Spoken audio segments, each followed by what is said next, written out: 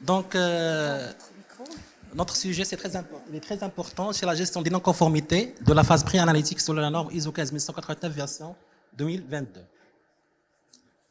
Donc, on va voir la phase pré-analytique et la norme ISO 15189 version 2022, puis les non-conformités en phase pré-analytique et les exigences de la phase, puis les outils pour la gestion et la maîtrise des non-conformités, les bénéfices de la gestion des non-conformités, et on va conclure par des recommandations.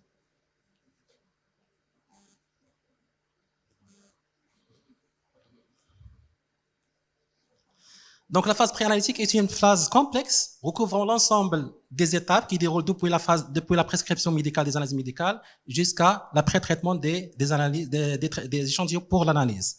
Selon la norme ISO 15189, version 2022, la gestion des non-conformités est essentielle pour garantir la qualité des résultats. Malheureusement, 60 à 10% des erreurs détectées dans cette phase dans les laboratoires de biologie médicale. Donc, la phase préanalytique est souvent négligée, mais elle est essentielle pour garantir des résultats fiables. Comme celui de la norme ISO 15189 version 2022, une gestion rigoureuse des non-conformités est indispensable pour assurer la qualité des soins aux patients. Donc, les non-conformités préanalytiques impactent directement la validité des résultats, ce qui compromet la sécurité des patients. Donc, on va voir quelques termes et définitions. Selon la norme ISO 9000, en relation avec les non-conformités. Donc, exigence, c'est un besoin ou attente formulée, généralement implicite ou obligatoire. La non-conformité, c'est une non-satisfaction d'une exigence. Processus, c'est l'ensemble d'activités corrélées ou interactions qui utilisent des éléments d'entrée pour produire un résultat. Le client, c'est personne ou organisme qui est susceptible de recevoir un produit ou un service destiné ou à demander par cette personne ou organisme. L'action préventive, c'est une action visant à éliminer la cause d'une non-conformité. L'action corrective, c'est une action qui vise à éliminer les causes de non-conformité et éviter qu'elles ne réapparaissent. L'audit, c'est un processus méthodique, indépendant et documenté, permettant d'obtenir des preuves objectives et de les évaluer de manière objective pour déterminer les non-conformités en se basant sur des critères. Donc, la phase préanalytique et la norme ISO 15189 version 2022. Donc, je passe rapidement pour les nouveautés, puisque Mme Nergis a déjà établi les nouveautés de la norme. Donc, la norme internationale qui définit l'exigence de la qualité et la compétence des laboratoires de biologie médicale. Donc, l'objectif de la révision de version 2022, c'est la prise en charge appropriée des patients et la satisfaction des utilisateurs de laboratoires de biologie médicale au cours de préoccupations. L'adopter comme modèle de la structure de l'ISO 17025, développer la notion de compétence, intégrer les exigences spécifiques de la norme ISO 22870.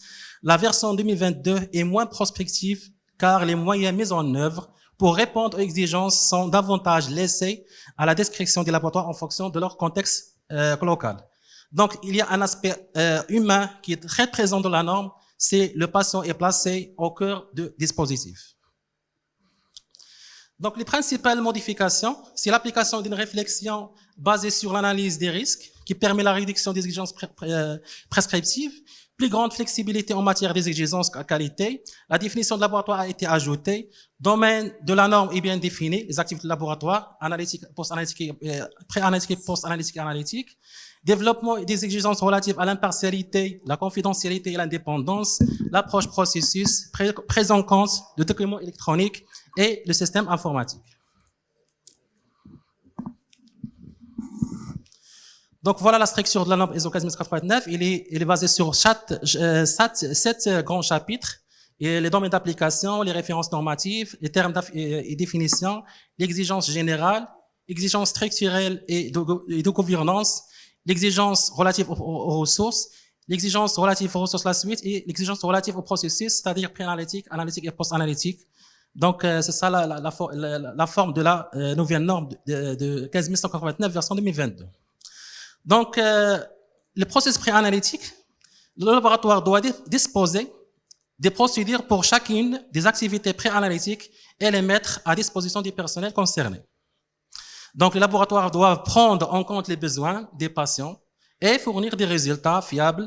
La direction de laboratoire doit veiller à ce que le bien-être, la sécurité, le respect des droits des patients soient au cœur de ses préoccupations.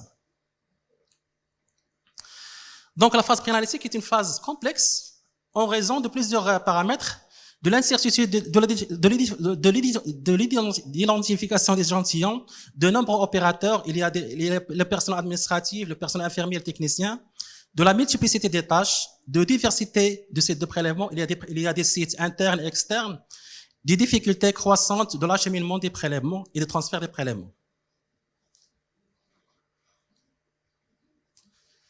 Donc, les sous-processus de la phase préanalytique, le début, c'est la prescription médicale des analyses médicales, puis il y a la prise de rendez-vous, puis l'accueil, il y a le dossier administratif et médical, la collecte des informations et d'échantillons par le prélèvement, l'identification des échantillons, le pré-traitement des échantillons, l'alicotage, la préparation et conditionnement des prélèvements. Ça, c'est une cartographie des processus, des exigences de la norme ISO 14149 de la phase préanalytique. Donc, on va voir quelques exigences de la norme concernant la phase préanalytique. Donc, concernant l'information de laboratoire et destination des patients utilisateurs, le laboratoire doit mettre à disposition de ses utilisateurs et de ses patients des informations appropriées.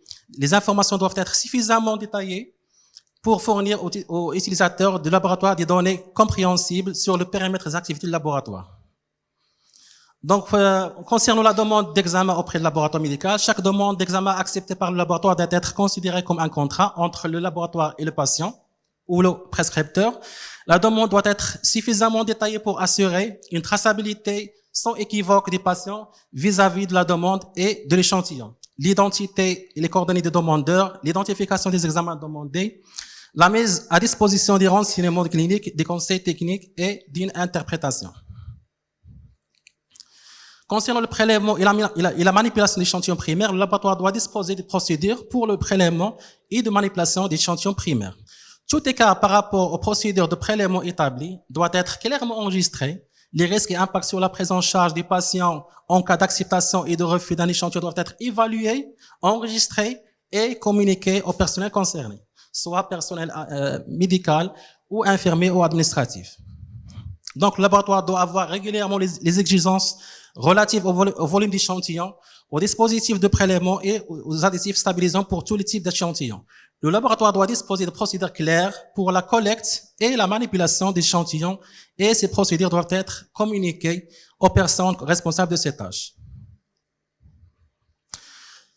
Le transport d'échantillons, pour assurer le transport d'échantillons dans des délais appropriés et optimaux en toute sécurité, le laboratoire doit donner des instructions concernant la conformité aux exigences internationales de transport, le contrôle de température pendant le transport d'échantillons, l'emballage d'échantillons doit être approprié pour éviter les dommages pendant le transport et le transport en temps voulu. Il faut assurer que les échantillons arrivent au laboratoire dans les meilleurs délais.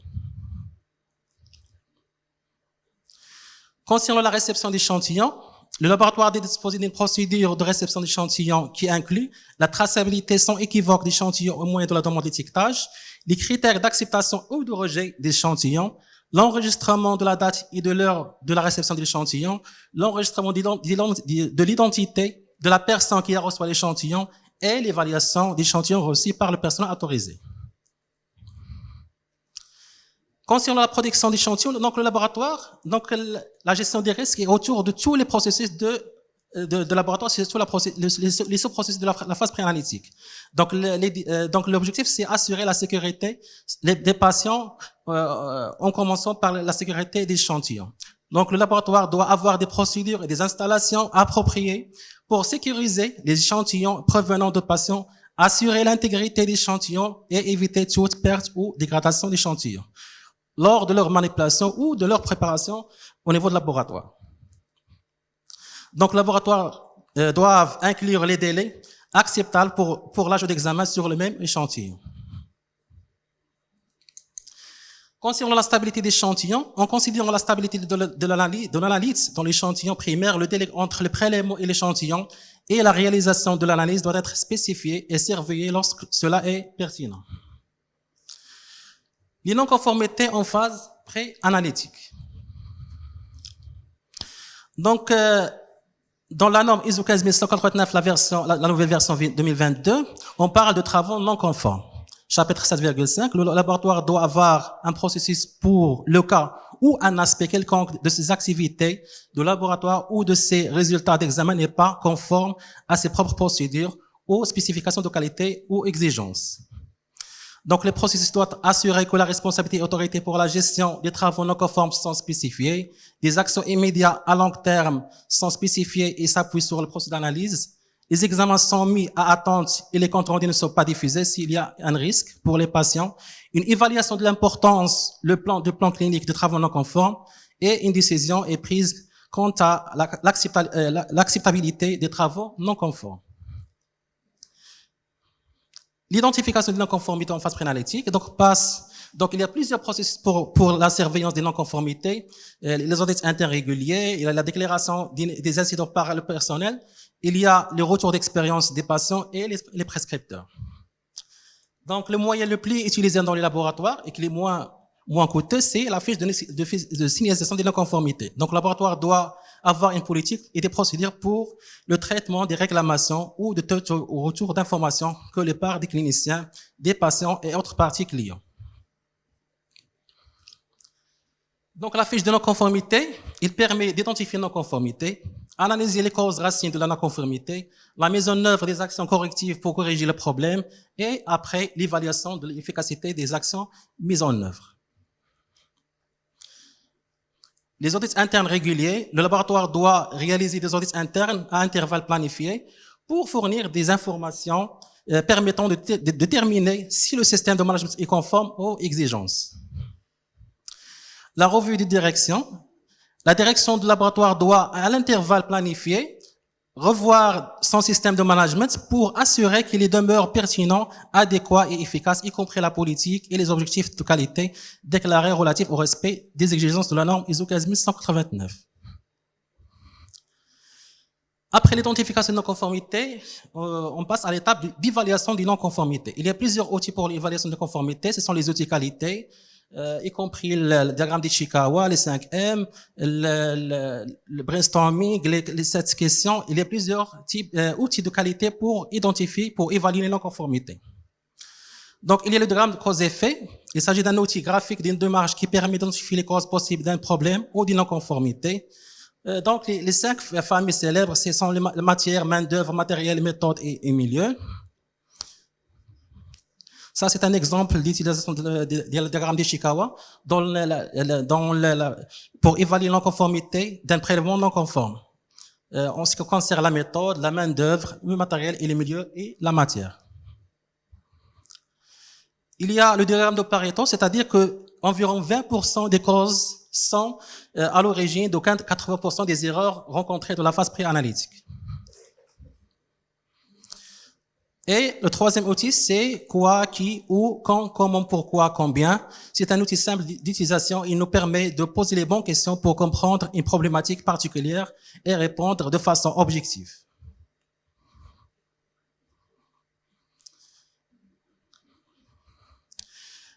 Après l'évaluation, il y a l'évaluation des risques, des non-conformités par les méthodes AMDEC, qui permet de déterminer la criticité de ces risques pour mettre en œuvre les actions correctives idéales. Donc, il y a plusieurs non-conformités. Il y a la conformité mineure et les non-conformités majeures. Les non-conformités majeures entraînent l'impossibilité de réaliser l'examen présentant un risque de perte de chance pour le patient ou d'effets indésirables graves au patient. Exemple, identité sur l'échantillon ou type cassé, souvent considéré comme non-conformité mineure, mais quand le test il est plus analysé demandé sur le RAI avant transfusion au passage, au bloc opératoire, c'est une non-conformité majeure. Il y a la non-conformité mineure, ce sont celles qui peuvent être résolues, corrigées par une demande d'information au préleveur. Par exemple, l'absence des renseignements cliniques ou l'heure de prélèvement, c'est une non-conformité mineure qui n'a pas un impact considérable sur la sécurité et la fiabilité des résultats. Il y a plusieurs types de non-conformités de la phase préanalytique. On va voir quelques-unes. Donc, il y a les non-conformités relatives à l'identification du patient. Exemple, l'identification de l'échantillon et de la feuille prescription absente, concordance entre l'identification de la feuille et la prescription, deux demandes simultanément identiques, identification incomplète par exemple, manque de date de naissance ou d'âge ou sexe. Il y a des non-conformités en rapport avec la prescription médicale, absence de prescription, feuille de prescription par exemple souillée, prescription médicale incorrecte avec le nombre ou la nature du type reçu, libellé de l'analyse illisible, absence de renseignements cliniques par exemple, absence de la date de naissance ou la date de prescription, absence de nom de prescripteur ou la signature de prescripteur. Il y a des non-conformités en relation avec l'échantillon. Par exemple, on reçoit par exemple des échantillons lactescents ou hémolysés ou carrément coagulés dans le cas de l'hémostase, conditions de prélèvement non respectées au cours du transport de l'homme, la date et l'absence de l'heure de manquante de prélèvement, contenant carrément vide de l'échantillon, contenant détérioré, échantillon non identifié, tube manquant ou un échantillon insuffisant. Pour les non-conformités rencontrées dans la phase de transport des prélèvements, soit on reçoit des transports hors délai, non-respect de la réglementation en vigueur pour établir la sécurité des échantillons, non-respect des conditions de la température et de l'hygiène, détérioration du contenu de l'étiquette ou la perte d'échantillons au cours du transport d'échantillons. Concernant les non-conformités survenues au niveau de laboratoire, il y a les délais réalisation dépassée de l'analyse, non-respect de conditions de conservation d'échantillons avant l'analyse, contenant cassé ou renversé avant l'analyse, erreur de saisie de l'analyse au niveau du système informatique, ou un examen il est oublié par le technicien, ou le personnel administratif concerné par le saisie des dossiers.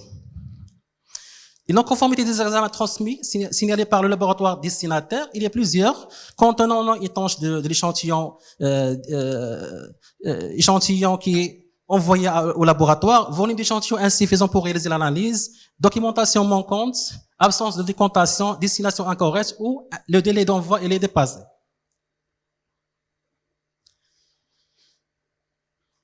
Maintenant, on va voir les outils pour la gestion et la maîtrise des non-conformités de la phase pré-analytique. Donc, la méthode la plus considérée et la plus utilisée dans cette étape, c'est la méthode PDCA ou la road Deming. On passe, après l'identification des non-conformités, l'évaluation des non-conformités, les causes profondes de la non-conformité, et après l'identification ou la mise en œuvre des actions, on passe à la deuxième étape. C'est l'étape faire ou do. C'est l'objectif exécuter le plan d'action, de développer les ressources et mettre en œuvre toutes les actions correctives.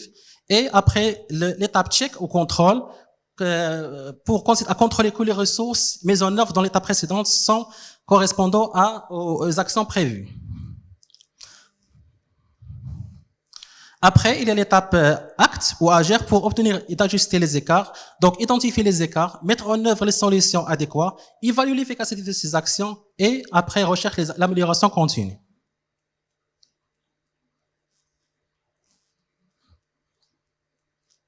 Donc, les actions recommandées, il y a trois actions, soit actions préventives, soit actions curatives, c'est une réponse immédiate au incident, au problème, soit actions correctives, actions basées sur l'analyse des causes, priorisées par gravité et fréquence.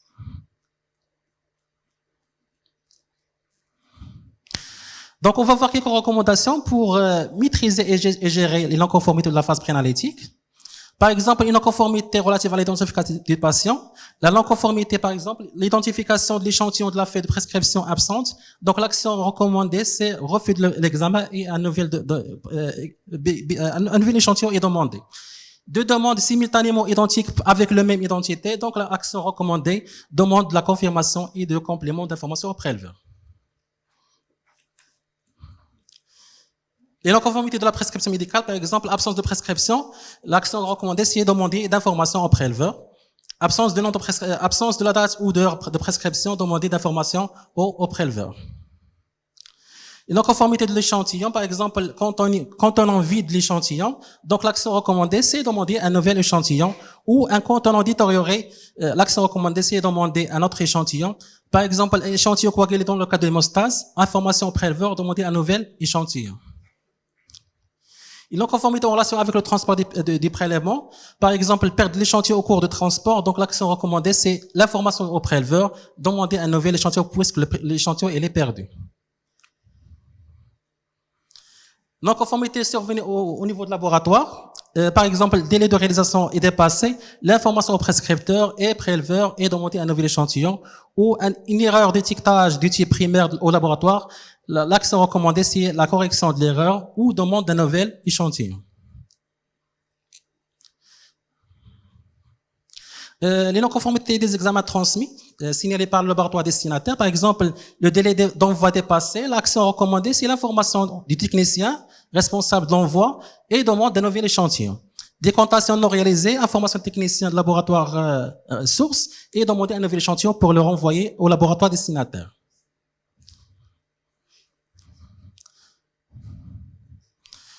Donc, les indicateurs de qualité, c'est très important pour évaluer l'efficacité et le suivi et l'évaluation des actions mises en œuvre. Par exemple, réduction de 30% des erreurs d'étiquetage après mise en place d'un nouveau protocole de vérification.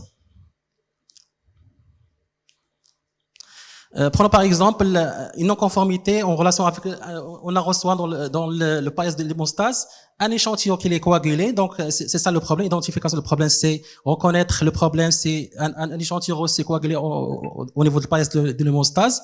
Donc les causes racines, donc reconnaître le manque de formation adéquate comme cause principale.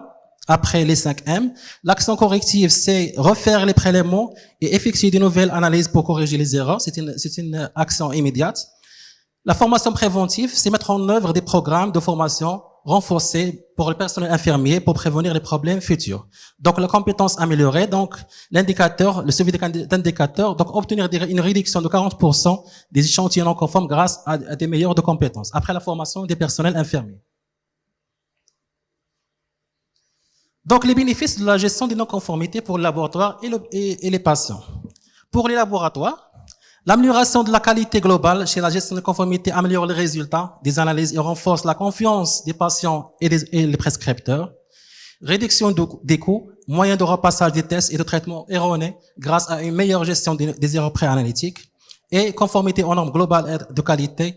Être conforme aux exigences de la norme 15189 assure aux clients que le laboratoire respecte les normes élevées de qualité et de sécurité. Pour les patients, donc la sécurité, moins d'erreurs signifie un diagnostic et un traitement plus rapide et plus précis pour les patients.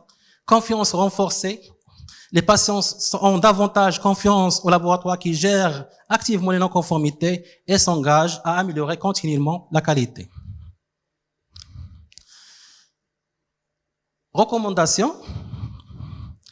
Donc, la première recommandation, c'est l'engagement de la direction. C'est très important. La direction doit démontrer son engagement envers la qualité et la démarche qualité et la gestion des non-conformités.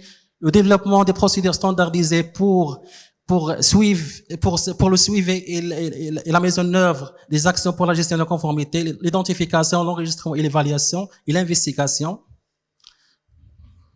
La formation des personnels, quel que soit le personnel infirmier, technicien ou les coursiers. C'est sur les coursiers parce que plusieurs erreurs sont faites au niveau du transport d'échantillons, former sur le personnel soignant des différents services sur les techniques de prélèvement et sensibilisation de course sur l'exigence d'acheminement et de transport d'échantillons biologiques au service laboratoire dans les meilleurs délais. La documentation, documenter toutes les étapes du processus de gestion de non-conformité, y compris les décisions prises et les actions mises en œuvre. L'amélioration continue, la direction du laboratoire doit assurer le laboratoire participe aux activités d'amélioration continue couvrant des domaines pertinents et les résultats de prise en charge des patients. Donc, en résumé, il est important de maîtriser les non-conformités qui surviennent pendant la phase préanalytique selon l'exigence de la norme ISO 15129 version 2022 en mettant en place des systèmes rigoureux de détection, de résolution des non-conformités. Les laboratoires peuvent non seulement améliorer leur performance, mais également contribuer à la sécurité et à la satisfaction des patients. L'efficacité et la fiabilité des résultats d'un examen ne sont pas liés uniquement à une procédure ou à une méthode d'analyse correcte, mais une réalisation d'une phase préanalytique dans les règles de l'art. Merci pour votre attention. Merci.